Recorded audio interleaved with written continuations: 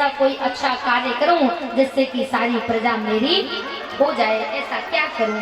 कंस की चचेरी बहन देवकी और कंस के सेनापति थे वसुदेव जी, बहुत अच्छे विश्वास पात्र थे। तो आज कंस ने देवकी जी का विवाह वसुदेव जी के साथ तय कर दिया। मैं अपनी बहन की विदाई स्वयं अपने हाथों से करूंगा तो मेरी प्रजा के हृदय में मेरे प्रति प्रेम प्रकट होगा और ये प्रजा मेरी हो जाएगी। वसुदेव जी के साथ देवकी का विवाह किया। जैसे ही देवकी जी की विदाई होने लगी, रथ पर सवार देवकी और वसुदेव जी बैठे हुए हैं। सारथी रथ को हाँकने लगा। कंस तलवार लेकर के आता है। कंस ने रथ को रोक लिया। कंस कहता है आज अपनी बहन की विदाई मैं स्वयं अपने हाथों से करूंगा, रथ को रोक दिया जाए। रथ रुक गया, सारथी रथ से उतर गया। आज स्वयं उस रथ पर उस घोड़े की लगाम को पकड़ करके स्वयं कंस उस रथ को हाँकने लगा आगे की ओर। देवताओं ने एकजुट होकर के आकाशवाणी करवाई है, पथित प्रगणम कंस मां भाषा हिराव कृतवक्रा। अरे मूर्ख कंस, जिस बहन की तू अपनी हाथों से विदाई कर रहा है उसी बहन के गर्भ से तेरा काल जन्म लेगा, तेरा काल जन्म लेगा, तेरा काल जन्म लेगा। कंस बोला मैंने समझा नहीं, कौन हो? भगवान ने दोबारा आकाशवाणी करी, अरे कंस, आज तू जिस बहन की विदाई कर रहा है समय आने पर इसी बहन के गर्भ से तेरा काल जन्म लेगा, तेरा काल जन्म लेगा, तेरा काल जन्म लेगा। कंस बौखला गया, घबरा गया, रथ से उतर करके अपनी बहन देवकी के केसों को पकड़ करके रथ के नीचे तलवार लेकर के खड़ा है शीश को काटने के लिए। इतने में वसुदेव जी रथ से नीचे उतर के कंस के चरणों को पकड़ लेते हैं।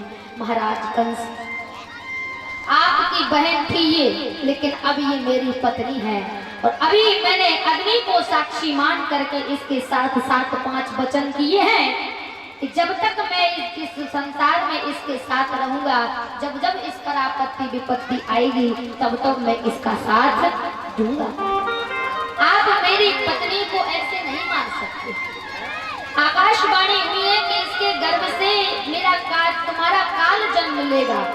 तो मैं आपको वचन देता हूँ, आप देवकी को मत मारो। आप तो राजा हो, राजा को शोभा नहीं देता है स्त्री पर हाथ उठाना। आप मथुरा के राजा हो, रिश्ते में ये आपकी बहन लगती है और अभी तो इसके हाथों से विवाह का कंगन भी नहीं छूटा है, इसके तन से अभी विवाह का जोड़ा भी नहीं उतरा है, अभी इसके हाथों की ये मेहंदी भी नहीं छूटी है। उस नारी को तुम मारना चाहते हो, शोभा नहीं देता है तुम्हें। इसके गर्भ से तुम्हारा काल जन्म लेगा। मैं वसुदेव तुम्हें वचन देता हूँ कि देवकी के गर्भ से जितने भी संतान जन्म लेगी मैं एक एक करके मैं तुम्हें सौंप दूंगा। कंस को बात समझ में आई। वसुदेव जी कंस के विश्वास पात्र सैनिक थे। कंस जानता था कि वसुदेव जी झूठ नहीं बोलते। महाराज इस प्रकार से कंस को बात समझ में आई। कंस देवकी वसुदेव जी को वहां से लौटा करके अपने कारागृह में हथकड़ी बेड़ियां लगा करके अपने कारागृह में डाल देता है। समय आने पर देवकी मैया के गर्भ से एक बालक का जन्म हुआ जिसका नाम था कीर्तिमान। वसुदेव जी ने ले जा करके कंस को दे दिया। कंस के मन में उस बालक को देख करके ममता प्रकट हो गई, एक प्रेम प्रकट हो गया कि ये नन्हा सा बालक है, ये मुझे क्या मारेगा, आप इसे ले जाओ। वसुदेव जी को वापस दे देता है। देवताओं ने मन में विचार किया अगर ये एक एक करके ऐसे देवकी जी के संतान को लौटा देगा तो फिर हमारे भगवान अवतार लेकर के कैसे आएंगे। देवर्षि नारद को भेजा कंस के पास। कंस के पास देवर्षि नारद आए। एक पुष्प उठा करके देवर्षि नारद ने कहा कंस, ये पुष्प की ये जो पंखुड़ियां हैं इन्हें गिन के बताओ कि ये कितनी हैं। कंस उस पुष्प की पंखुड़ियों को गिनता है, मध्य से गिनता है तब भी 8 हैं, बीच से गिनता है तब भी 8 हैं। कंस ने कहा मैं समझा नहीं, तुम क्या कहना चाहते हो? देवर्षि नारद बोले, मैं यही संकेत करना चाहता हूँ कि देवकी का 8वां गर्भ ही तुम्हारा काल नहीं है, कोई सा भी गर्भ तुम्हारा काल हो सकता है। कंस को बात समझ में आई। कंस दौड़ा दौड़ा गया और कीर्तिमान को देवकी मैया की गोद से उठा करके एक पत्थर पर पटक करके धड़ाम से मार दिया। एक एक करके कंस ने देवकी मैया के 6 पुत्रों को मार दिया। 7वें गर्भ में स्वयं शेषनाग अवतारी आए हैं। तो महाराज भगवान ने अपनी योग माया को बुलाया। वसुदेव जी की पहली पत्नी का नाम है रोहिणी। जो रोहिणी जी महाराज नंद बाबा और यशोदा के साथ में गोकुल में रहती हैं। भगवान ने अपनी माया को बुला करके कहा कि ये जो देवकी का 7वां गर्भ है इसको खींच करके और वसुदेव जी की पहली पत्नी जो है रोहिणी जी के गर्भ में ठहरा दो। माया ने कहा मैं तुम्हारा काम करूंगी, मुझे क्या मिलेगा?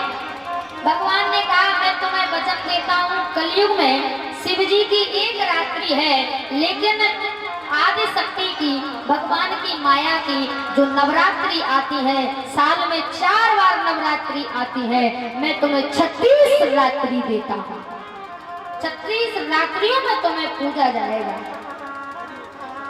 भगवान का जरा सा काम करने के बदले भगवान ने आदि शक्ति को नवरात्रि 36 रात्रि दी। इस प्रकार से माया ने भगवान का काम किया। देवकी जी का 7वां गर्भ खींच करके रोहिणी जी के गर्भ में ले जाकर के ठहरा दिया गया। पूरी जेल में, पूरे कारागृह में ये बात फैल गई कि 7वां गर्भ देवकी जी का गिर गया।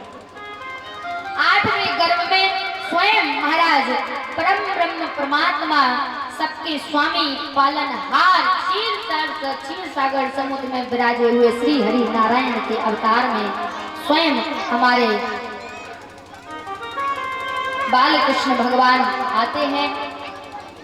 भगवान जब प्रकट हुए हैं तो भगवान गर्भ में तो किसी के में नहीं आते हैं।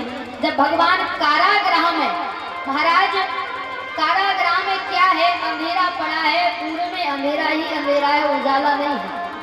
एक पहाड़ी सी बनी है, उस पहाड़ी में भगवान स्वयं अपना सुंदर चतुर्भुजी रूप देवकी और वसुदेव जी को दिखाते हैं और उन्हें समझाते हैं।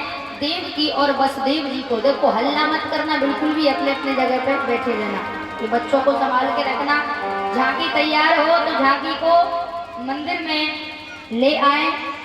आशीष पाला सर जी, झांकी तैयार हो तो झांकी को लाया जाए। महाराज अब भगवान सुंदर उस कारागृह में देवकी और वसुदेव जी को दर्शन देते हैं और समझाते हैं। कहते हैं कि मैं अवतार लेकर के आ रहा हूँ, लेकिन मैं यहाँ पर किसी का पुत्र नहीं हूँ, किसी का भाई नहीं हूँ, किसी का पति नहीं हूँ। संसार के हित के लिए मैं आ रहा हूँ। सबको समझाते हैं भगवान।